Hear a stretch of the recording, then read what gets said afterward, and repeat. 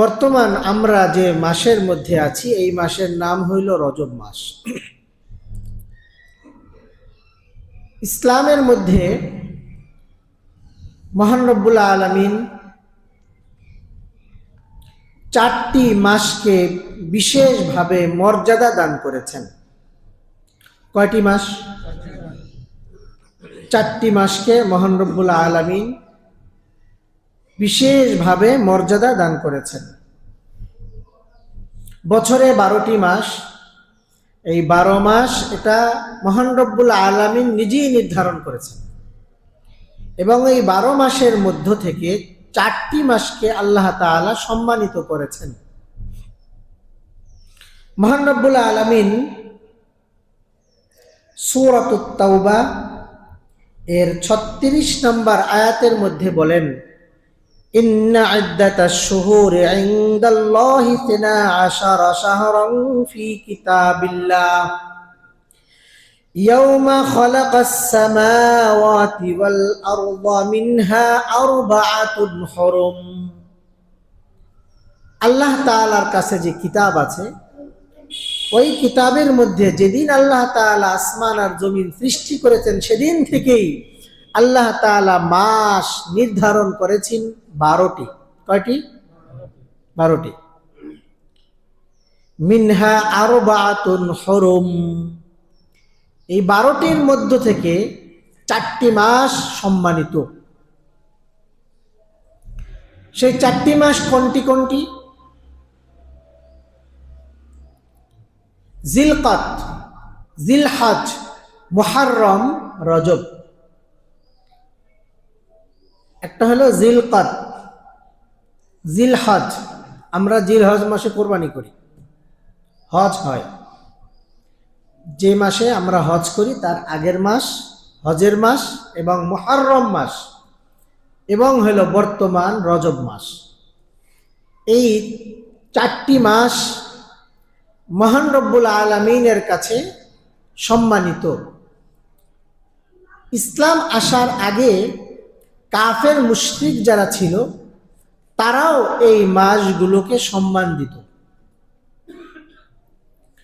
এই মাসগুলোর মধ্যে তারা যুদ্ধ বিগ্রহ করত না, তারা এই মাসগুলোকে সম্মানিত মনে করত। এই 4টা মাসের মধ্যে সর্বাধিক সম্মানিত কোন মাস এ নিয়ে মতপার্থক্য আছে, তবে 4টাই সম্মানিত। সেই 4টি মাসের মধ্যে বর্তমান রজব মাস একটি। এই মাস সম্পর্কে হাদিস শরীফে বিভিন্ন ফজিলতের কথা এসেছে। মুসনাদে আহমদ, বাইহাকি শরীফ, আত-তারগীব আত-তারহিব, বিভিন্ন হাদিসের গ্রন্থে একটি দোয়ার কথা উল্লেখ আছে।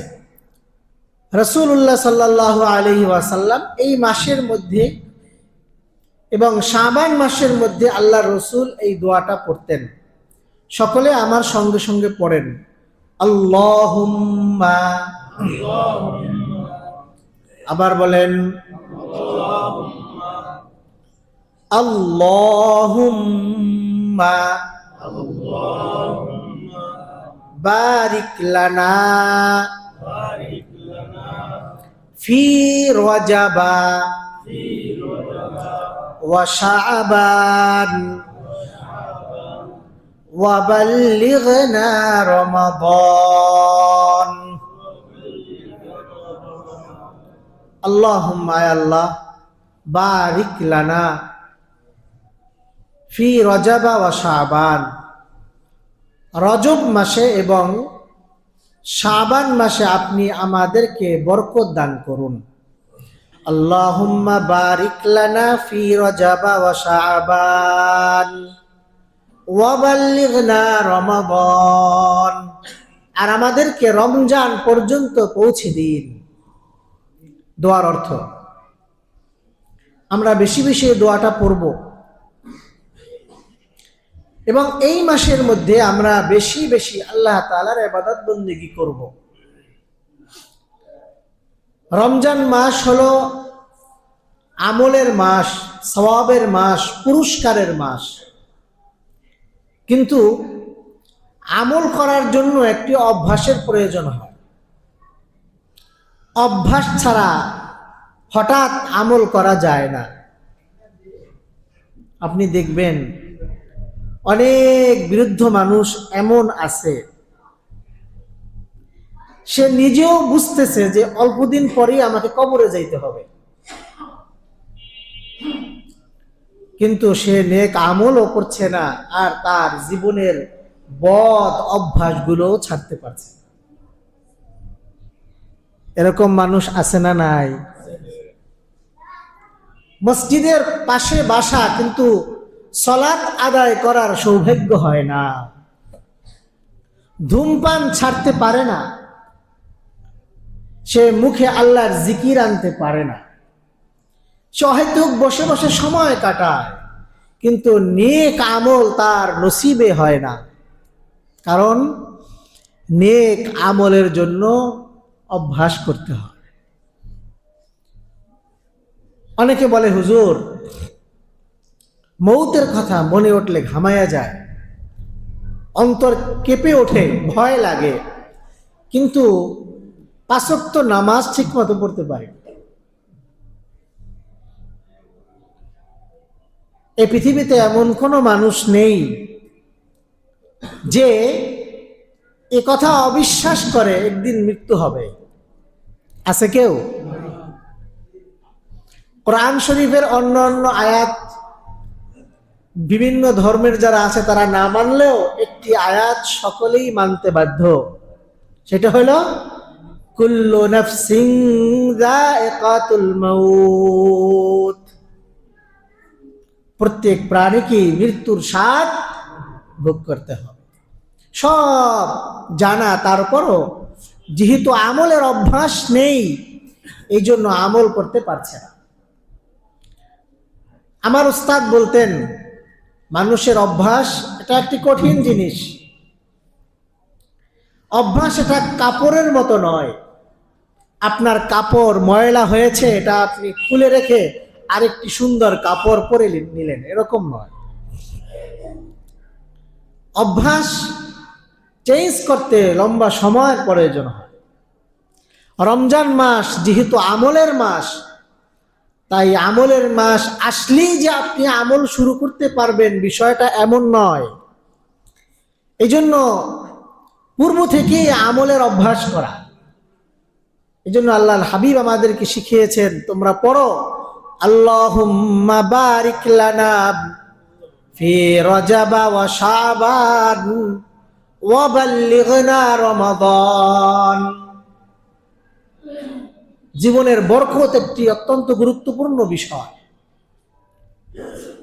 আমরা যাদের নাম শুনি, বড় বড় আলিম, বড় বড় ফকিহ, মুহাদ্দিস, তারা যে শত শত বছর হায়াত পেয়েছিলেন বিষয়টা কিন্তু এমন নয়।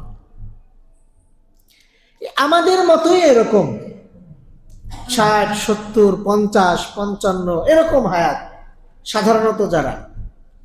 ইমাম বুখারী, ইমাম মুসলিম, ইমাম তিরমিজি, ইমাম আবু দাউদ, ইমাম নাসাই, ইমাম আহমদ ইবনে হাম্বল, ইমাম আবু বকর ইবনে আবি শাইবা, ইমাম আবু হানিফা, ইমাম শাফি, ইমাম মালিক, আমরা যাদের নাম শুনি আমাদের মতোই কিন্তু তাদের হায়াত।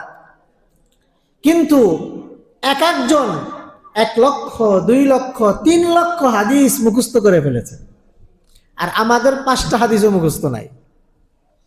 এটা হলো হায়াতের বরকত। এই জন্য আল্লাহ তাআলার কাছে দোয়া করা, আল্লাহ আপনি আমাদেরকে আমাদের জীবনে হায়াতে বরকত দান করেন। যদি আল্লাহ বরকত দেয়, অল্পের মধ্যে অনেক নেক আমল করা যায়। আর যদি আল্লাহ তাআলা বরকত না দেন, তাহলে দেখবেন সময় পার হয়ে যাচ্ছে, আপনি ভাবতে ভাবতেই সময় পার করে ফেলছেন, কিন্তু নেক আমলের আর তৌফিক হয়নি। এই জন্য রমজান মাস আসার আগ থেকেই রমজানের প্রস্তুতি গ্রহণ করা। রজব মাস এখন থেকে আমরা আমলে অভ্যস্ত হয়ে যাই। আগামী মাস শাবান মাস, এই মাসেও আমরা আমল করব। এরপরে যখন রমজান মাস আসবে, আমরা কোমর বেঁধে আমলের মাসে আমলে নেমে পড়ব। কারণ আমাদের কারোই জানা নাই আমাদের জিন্দিগির মধ্যে আর কতটি বছর আছে। কি বলেন, আমরা কেউ জানি? কেউ আমরা জানি না। এই জন্য এই মাসের মধ্যে আমরা বেশি বেশি আমল করব। তবে এই মাসের মধ্যে এরকম নির্দিষ্ট কোনো দিন নেই যে এই দিনের মধ্যে রোজা রাখতেই হবে। আপনি আমল করেন, রোজা রাখেন, অন্য অন্য মাসের মতো নফল নামাজ পড়েন, জিকির আজকার করেন, তেলাওয়াত করেন, কিন্তু এমন কোনো দিন নেই যে ওই দিনের মধ্যে আমাকে রোজা রাখতেই হবে, এরকম কোনো দিন নেই। হযরত সাহাবা একরাম রাদিয়াল্লাহু তাআলা আনহুম তারা সকলেই আমাদের চেয়ে আল্লাহর রসুলকে বেশি ভালোবাসতেন। কি বলেন, ঠিক না? তাদেরকে নবীজির সোহবতের জন্য, নবীজির ছাত্র হওয়ার জন্য আল্লাহ তাআলাই মনোনয়ন করেছেন। সকল সাহাবা একরাম নবীজির জন্য আশিক ছিল, জান দেওয়ার জন্য পাগল। হযরত ওমর ফারুক রাদিয়াল্লাহু তাআলা আনহু এই মাসের মধ্যে এক ব্যক্তিকে বললেন যে তোমাকে আমার সামনে খেতে হবে, আমি দেখবো যে তুমি রোজা রাখোনি। উনি মনে করেছিলেন সে বিশেষ গুরুত্ব দিচ্ছে। যেই জিনিসের গুরুত্ব ইসলামের মধ্যে বিশেষভাবে নাই, ওইটাকে গুরুত্ব দেওয়া ওইভাবে যাবে না।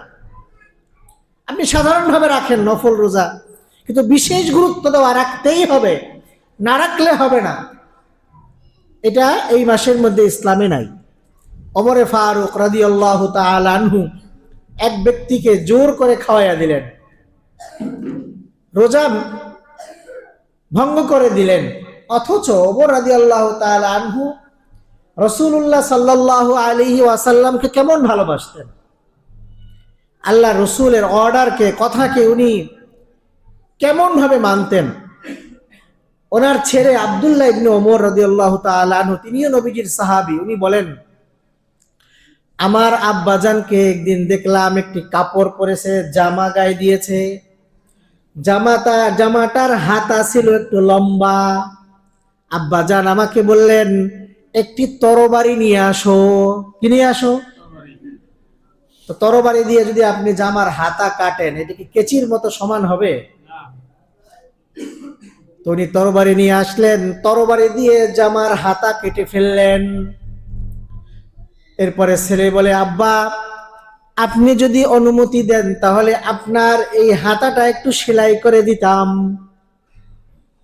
কাটলে পরে সুতা বের হয়ে থাকে, আর সেই সময় কাপড় তো মোটা মোটা কাপড়, মোটা কাপড়ের সুতা আরো বেশি বের হয়, তো একটু সেলাই করে দিতাম।